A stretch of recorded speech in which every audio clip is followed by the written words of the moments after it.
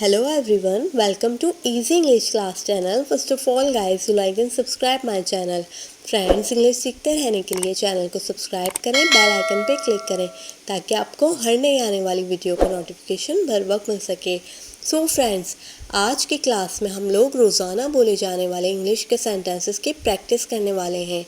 ऐसे सेंटेंसेस जिसका इस्तेमाल हम अक्सर अपनी डेली लाइफ में करते हैं। अगर आप अपनी इंग्लिश इम्प्रूव करना चाहते हैं तो रोज़ थोड़ा थोड़ा बोला करें, थोड़ा बोलने की कोशिश किया करें, यानी कि इंग्लिश स्पीकिंग प्रैक्टिस ज़रूर किया करें। तो चलिए स्टार्ट करते हैं आज की class. So first sentence is it was God's will. It was God's will. खुदा की यही मर्ज़ी थी। इसका मतलब है खुदा की यही मर्ज़ी थी। अगर आपको कहना है उर्दू में कि खुदा की यही मर्ज़ी थी तो आप कहेंगे it was God's will. It was God's will. Next is how can I do this? How can I do this? इसका मतलब होता है मैं ये कैसे कर सकता हूँ। मैं ये कैसे कर सकता हूँ। अगर आपको कहना है कि मैं ये कैसे कर सकता हूँ तो आप कहेंगे How can I do this? How can I do this? Third sentence is don't apologize, it doesn't matter. Don't apologize, it doesn't matter. इसका मतलब होता है कि माफ़ी मत मांगिए, कोई बात नहीं। अगर आपको किसी से कहना है कि ऐसा कि माफ़ी मत मांगिए, कोई बात नहीं, तो आप कहेंगे don't apologize, it doesn't matter. It doesn't matter, कोई बात नहीं। नेक्स्ट है I am sorry I got late. I am sorry I got late, यानी कि माफ़ कीजिए मैं वक्त पर नहीं आ सका। माफ़ कीजिए मैं वक्त पर नहीं आ सका या मुझे देर हो गई। तो आप इसको इंग्लिश में कहेंगे I am sorry I got late. I got late, मुझे देर हो गई या मैं वक्त पर नहीं आ सका। फिफ्थ सेंटेंस है ही बिहेव्ड वेरी रूडली। ही बिहेव्ड वेरी रूडली, यानी कि इसने बहुत रूखा बर्ताव किया। इसने बहुत रूखा बर्ताव किया। अगर आपको ऐसा कहना है तो आप कहेंगे he behaved very rudely. Six sentences I am sorry for interrupting you.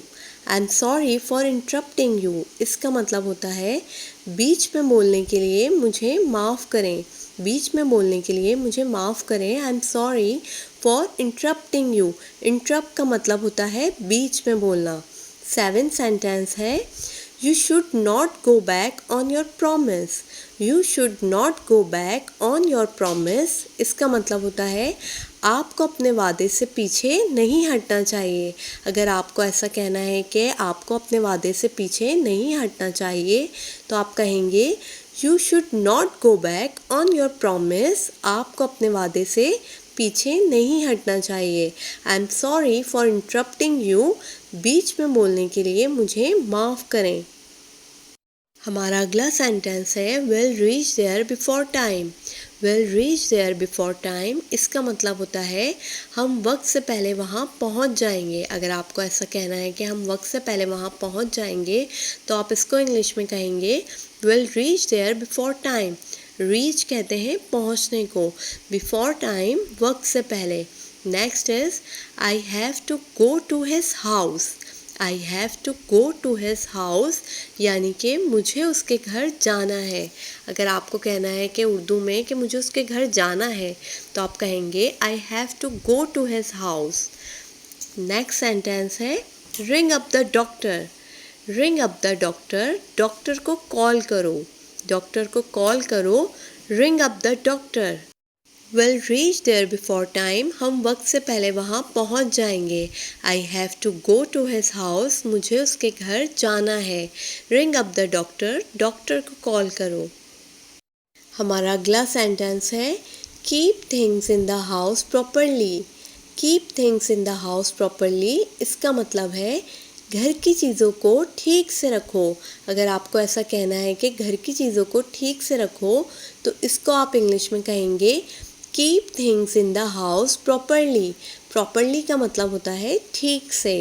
Next sentence है they have some work from you. They have some work from you, इसका मतलब है उनको आपसे कुछ काम है। अगर आपको ऐसा कहना है कि उनको आपसे कुछ काम है तो आप कहेंगे they have some work from you.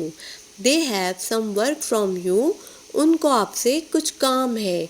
घर की चीज़ों को ठीक से रखो। Keep things in the house properly.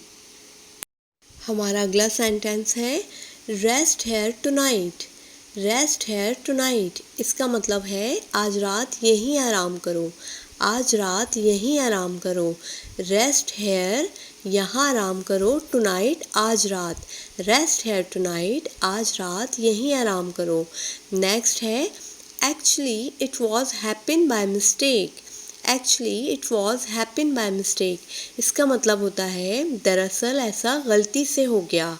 दरअसल ऐसा गलती से हो गया, तो आप इसको इंग्लिश में कहेंगे actually it was happen by mistake. Actually का मतलब होता है दरअसल। It was happen by mistake, ऐसा गलती से हो गया। हमारा अगला सेंटेंस है she irritates me.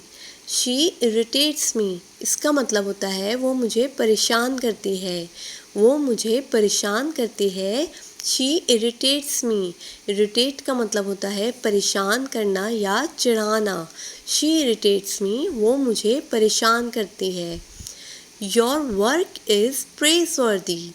Your work is praiseworthy, यानी कि तुम्हारा काम काबिले तारीफ़ है। तुम्हारा काम काबिले तारीफ़ है। Your work is praiseworthy. Praiseworthy का मतलब होता है काबिले तारीफ़। नेक्स्ट है how nice you are. How nice you are, अगर आपको कहना है कि तुम कितने अच्छे हो, तुम कितने अच्छे हो, तो आप कहेंगे how nice you are. How nice you are. She irritates me, वो मुझे परेशान करती है। योर वर्क इज़ प्रेज़वर्दी, तुम्हारा काम काबिले तारीफ़ है। Sentence number 18 is I can't accept what you say. I can't accept what you say. इसका मतलब है मैं आपका कहना नहीं मान सकता। मैं आपका कहना नहीं मान सकता, इसको आप इंग्लिश में कहेंगे I can't accept what you say. Next is why are you against my point? Why are you against my point? आप मेरी बात के ख़िलाफ़ क्यों हैं? आप मेरी बात के ख़िलाफ़ क्यों हैं? Why are you against my point? Against कहते हैं ख़िलाफ़ को। Next is I am fed up. I am fed up, इसका मतलब होता है मैं तंग आ गया हूँ। Fed up का मतलब होता है तंग आ गया हूँ। I am fed up, मैं तंग आ गया हूँ। Why are you against my point? आप मेरी बात के ख़िलाफ़ क्यों हैं? I can't accept what you say. I can't accept what you say. मैं आपका कहना नहीं मान सकता। Thank you for watching viewers. अगर वीडियो आपको अच्छी लगी हो, आपके लिए हेल्पफुल हो, तो आप प्लीज़ मेरी वीडियो को लाइक, शेयर और मेरे चैनल को सब्सक्राइब करना बिल्कुल ना भूलें। Thank you.